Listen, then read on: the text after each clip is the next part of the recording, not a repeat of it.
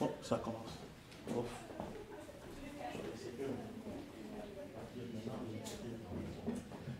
Bonjour, bienvenue à la troisième midi-conférence du cycle de conférences du droit au menu des jeunes chercheurs du CRDP. Aujourd'hui, nous accueillons, dans le cadre de cette conférence, Madame Cécile Pétigan, qui est postdoctorante au Centre de recherche en droit public de l'Université de Montréal et au Centre de recherche du CHUM. Elle est titulaire d'une thèse en sciences de gestion dans le cadre d'une co-tutelle entre l'Université Paris-Dauphine et l'Université Sao Paulo sur le thème de la gestion émancipatrice des entreprises sociales canadiennes. Durant son doctorat, elle s'est intéressée en particulier aux questions liées à l'appropriation par les acteurs du monde associatif des outils de gestion des entreprises du secteur privé. Dans le cadre de son postdoctorat, Cécile Pétigan prend appui sur son expérience d'ethnographe et sa maîtrise des méthodes de recherche qualitative pour analyser en pratique l'implantation des technologies de l'information dans les systèmes de santé du Québec. Elle s'intéresse en particulier aux enjeux éthiques, juridiques et sociétaux soulevés par l'intégration de ces nouveaux outils numériques dont un nombre croissant repose sur des algorithmes d'intelligence artificielle et des données massives dans différents milieux de soins, hôpitaux, cliniques et domiciles en zone urbaine et rurale. Elle est dirigée dans le cadre de son postdoctorat par la professeure Catherine Régis. Dans le cadre de cette conférence, elle aura pour répondante Madame Laurence Largenté, que je vais présenter très brièvement pour qu'elle ne vole pas la vedette à notre conférencière.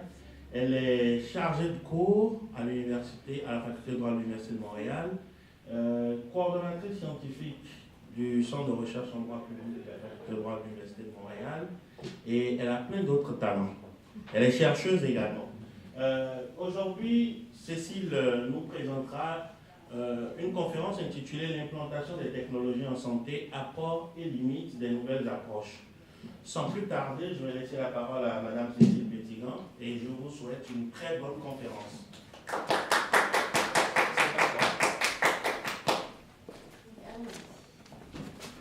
Alors,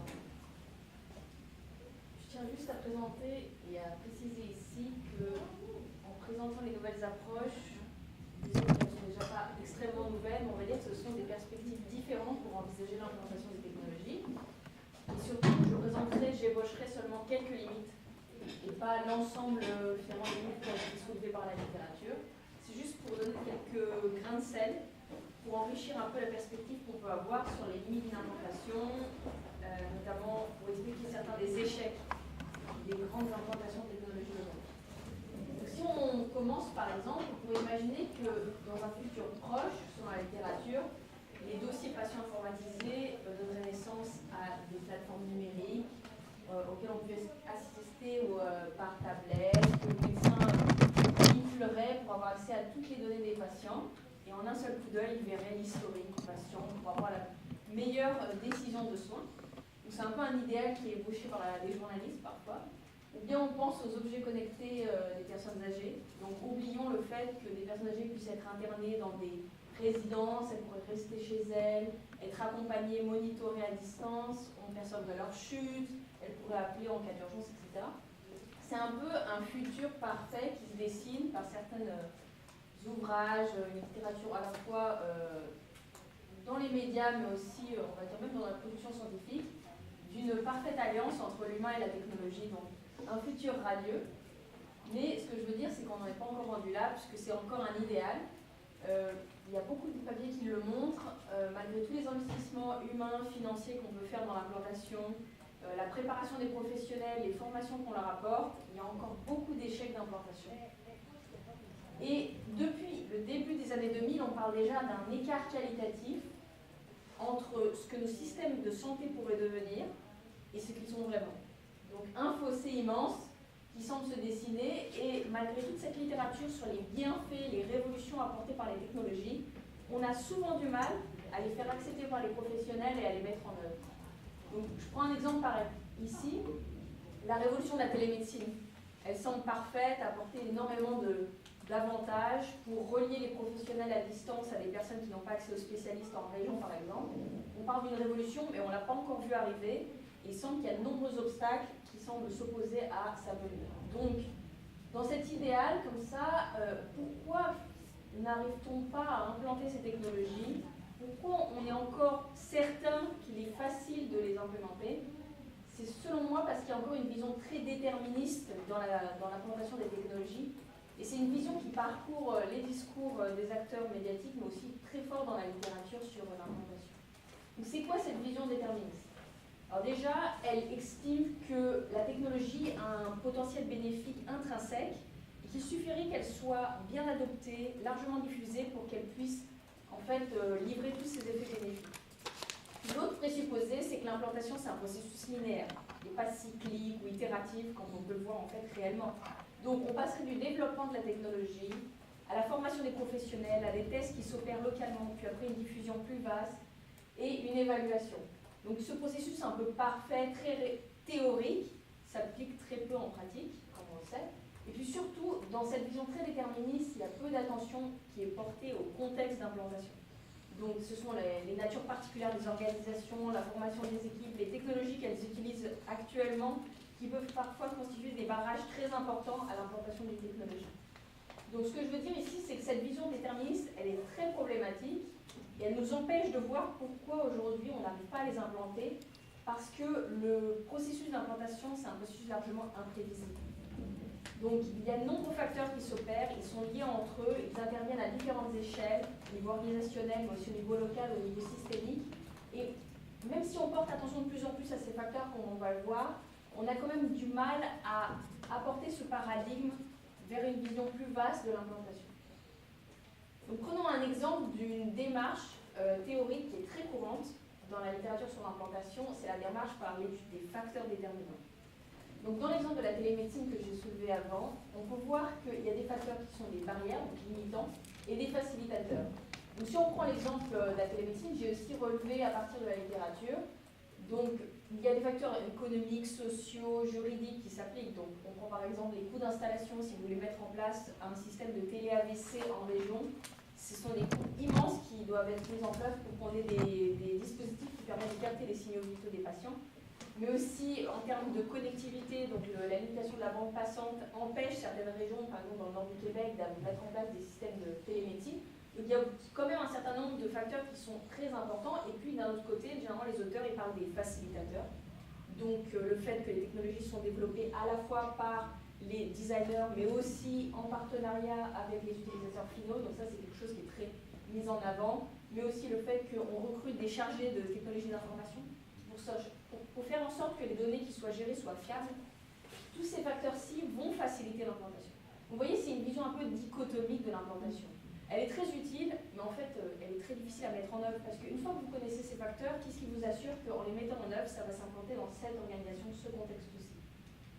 Donc ce que je veux dire ici, c'est que les facteurs pris isolément, ils sont très très peu explicatifs de l'échec ou du succès de l'implantation dans une organisation. Il faut considérer l'interaction entre eux. Et considérer l'interaction entre eux, c'est une nouvelle perspective qu'on appelle systémique. Donc cette perspective systémique, elle n'est pas du tout nouvelle, c'est pour ça que je disais, je parle des nouvelles perspectives, mais en fait, ce sont des visions assez anciennes, assez datées, même si elles sont en plein développement aujourd'hui. Cette perspective systémique, elle a été lancée par l'Organisation mondiale de la santé avec un rapport de 2009 qui présente les systèmes de santé pour la première fois avec leur définition. Puis aujourd'hui, les chercheurs se sont quand même bien saisis de cette idée. Il y a des ouvrages théoriques comme celui de 2012 et 2014 et finalement en 2017 a été publié un ouvrage méthodologique pour mettre en œuvre l'approche systémique en santé, concrètement avec des méthodologies qui sont plutôt utilisées en physique, donc la système dynamique, etc. C'est assez intéressant. On possède le livre maintenant au HPOL. Je l'ai fait acheter par le département. Mais il est très intéressant, mais il est quand même, vous allez voir, très fonctionnaliste, donc difficile quand même à mettre en œuvre. Mais je voudrais présenter un exemple de pensée systémique dans l'implantation d'une technologie.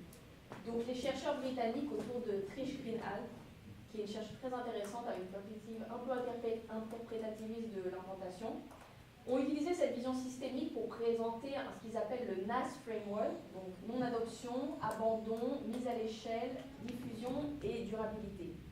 Et là on voit qu'il y a une vision systémique mais processuelle, donc ces chercheurs-là vont voir l'implantation dans le temps. Ce qui fait la richesse aussi, c'est de pouvoir accompagner le projet du début finalement à sa fin, à son développement ou bien à sa mort, et de considérer plusieurs facteurs, donc à la fois le système, à la fois le contexte juridique plus large, par exemple, qui détermine l'implantation, mais aussi ce que pensent les utilisateurs finaux de cette utilisation. La condition, donc là c'est la maladie, qui est censée être on va dire adressée par la technologie. Puis après, on a les perspectives de la technologie en elle-même, la proposition de valeur de cette technologie. Donc on voit que c'est quand même quelque chose qui est très multidimensionnel.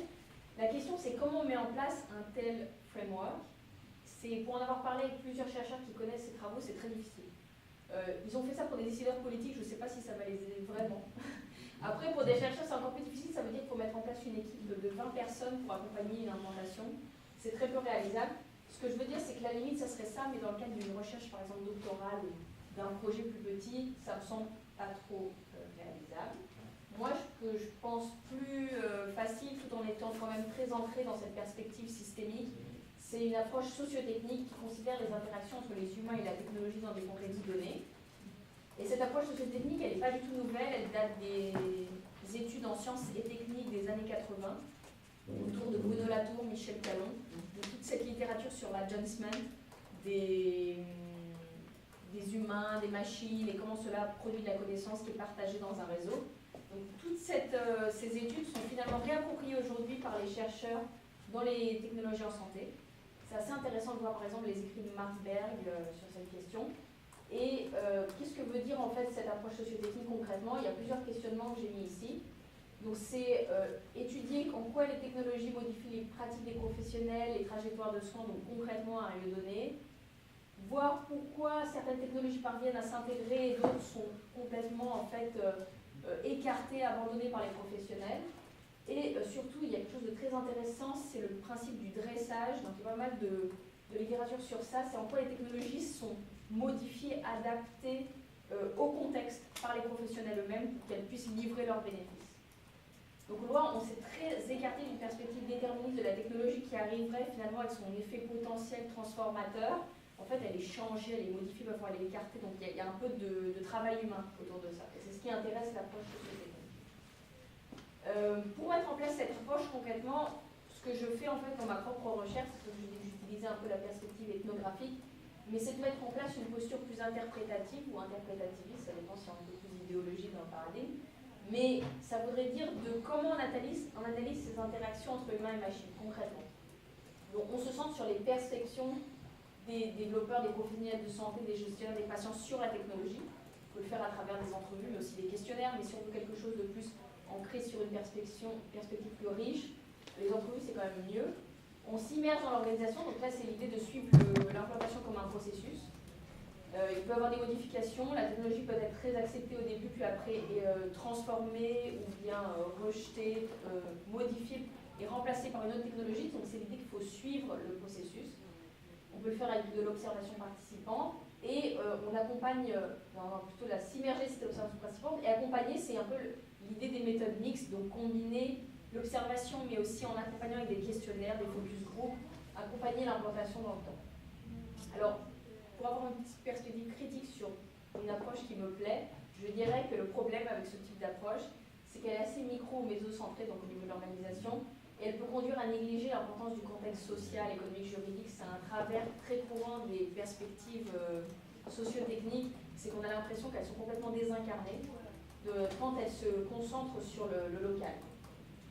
Donc, dans le cadre de ma propre recherche, qui est une étude de l'implantation d'un outil algorithmique d'aide au diagnostic, je vais vous présenter un petit peu quel est cet outil, quels sont les enjeux qu'il soulève aujourd'hui. Alors, je ne vais pas le citer, même si certaines personnes peuvent savoir dans la salle quel outil je parle. Je l'ai renommé, j'ai bien aimé mon nom là, Story. Donc c'est un outil qui vraiment existe, je vous rassure. Il est utilisé aux urgences pour interroger les patients sur leurs symptômes et fournir un historique au médecin. Donc logiquement, c'est une tablette. Les infirmières vont conduire certains patients qui ne se trouvent pas trop aux urgences pour répondre à un questionnaire. Et ce questionnaire est adaptatif. Donc en fonction des réponses données par les patients, il va adapter les questions. Puis à la fin, il gère une histoire en termes médicaux qui est donnée aux urgentologues pour qu'ils puissent avoir une appréciation beaucoup plus efficace du diagnostic. Donc cet outil est en développement, mais on peut dire qu'il est quand même rendu à son premier projet pilote. Donc, qu'est-ce qu'on observe? On voudrait que cet outil réduise l'attente aux urgences, permette une meilleure effectivité du diagnostic, mais dans les faits, il demeure assez difficile de le mettre en œuvre, il y a pas mal de résistance. Déjà, on voit que l'implantation génère de nouvelles tâches. On penserait que l'intelligence artificielle numérique va en fait diminuer le papier, etc., mais c'est le contraire qui s'opère. Il se trouve que l'infirmière doit imprimer l'histoire, la mettre dans le dossier patient, le donner à l'urgentologue, donc ce sont des nouvelles tâches qui apparaissent. Donc c'est pas forcément très efficace du point de vue du personnel soignant, ou même des commis qui sont chargés de ça. Il voit par exemple qu'il faut environ un temps de latence de 3 heures pour imprimer l'histoire, parfois la nuit, parce qu'il n'y a plus de commis, ce sont les infirmières qui doivent s'en charger, en plus de se charger du pré-triage et de la réorientation des patients. Donc, il y a quand même des questions sociotechniques intéressantes. Et la méthodologie en fait mise en œuvre, ça serait, de mon point de vue, j'ai commencé à faire un peu d'observation participante, j'assiste aux réunions entre les développeurs et ceux qui mettent en place, et des entrevues après individuelles, mais bon, pour arriver à parler avec un urgentologue, ça va être un peu compliqué au-delà de 20 minutes, mais on va y arriver. Quelles sont les questions que j'aimerais poser à ce stade-là de la recherche, et après peut-être que vous aurez des suggestions. Je voudrais étudier à travers les entrevues les avantages et les inconvénients de l'outil selon chacun des groupes concernés. Donc, que pensent les développeurs de l'outil sur ses bénéfices? Que pensent les infirmières? Que pensent les urgentologues? Peut-être interroger des patients qui ont rempli le questionnaire. Donc, ces perceptions-là, est-ce qu'elles diffèrent? Parce que la littérature, notamment sur les cadrages technologiques dans le domaine des organisations, dit que quand les perceptions diffèrent entre les acteurs, ça a quand même une grande proportion à mener à l'échec de l'implantation. Donc, est-ce que c'est vérifié ou pas? En quoi l'outil modifie les trajectoires de soins, change les pratiques des urgentologues, notamment cette question de, on dit que l'intelligence artificielle va révolutionner la pratique du diagnostic. Est-ce que les médecins prennent vraiment en compte ce que leur dit l'historique? C'est totalement absurde selon eux. Ça, apparemment, pour donner quelques petits indices, parfois l'outil dit des choses vraiment absurdes. Donc le médecin trouve ça intéressant parce que ça montre à quel point le patient est perturbé. C'est pour vous dire à quel point ils essayent quand même de trouver une pertinence à l'outil. Et enfin, quels seraient les risques potentiels pour les patients de l'utilisation d'un outil? Parce qu'on pense par exemple aux erreurs de diagnostic. Parce que le but de Story, finalement, c'est de permettre ce qu'ils appellent le diagnostic collectif. Je ne sais pas si c'est le diagnostic collectif, il y a un autre terme. C'est de faire en sorte que le patient n'ait pas besoin de voir un urgentologue pour que l'infirmière lui prescrive une série de traitements ou de tests. Et ça, c'est pas du tout encore implémenté. Mais leur but, ce serait que l'outil puisse justifier en fait de dépasser cette étape de l'urgentologue pour faciliter les processus. Donc voilà. Merci. Bon, maintenant la parole est à la répondante pour une quinzaine de minutes. Une quinzaine de minutes. Alors, moi déjà, je trouve passionnant ces sujets-là. Je vais malheureusement, enfin, je vais être un peu critique et puis aussi plein d'espoir. Je suis un peu mitigée. Déjà, un grand merci parce que on voit que quand même, on est quand même dans le systémique règle. On a du mal quand même à trouver, à prendre en considération toutes les aspects. Et moi, celui qui m'interroge quand même le plus, c'est l'aspect social, qui est pas négligé, mais qui... juste deux petites remarques.